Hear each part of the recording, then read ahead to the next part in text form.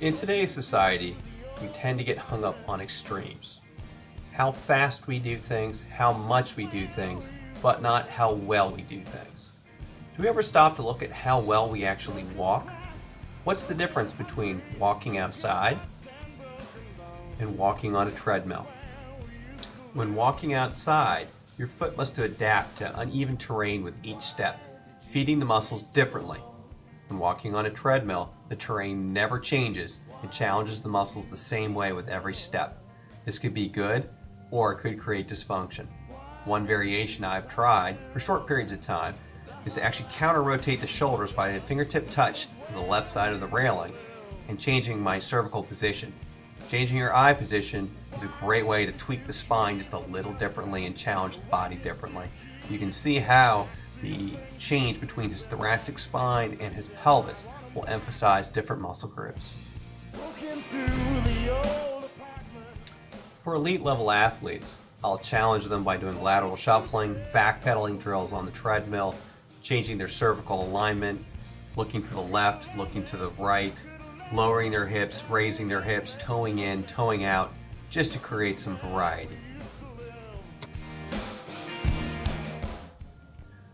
Many people believe if you have back trouble, a recumbent bike is probably the safest exercise for you. I actually would have to disagree with that. I think it's much more effective for your muscles to be challenged at low levels, where they're being forced into a role of stabilizing instead of being propped up.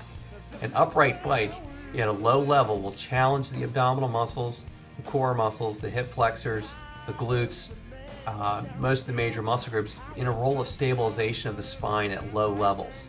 You can change your hand position to challenge the muscles a little differently to create some variety. Change your head position as well.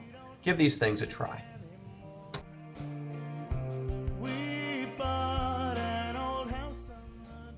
People think of an elliptical as a very safe, effective exercise with low impact.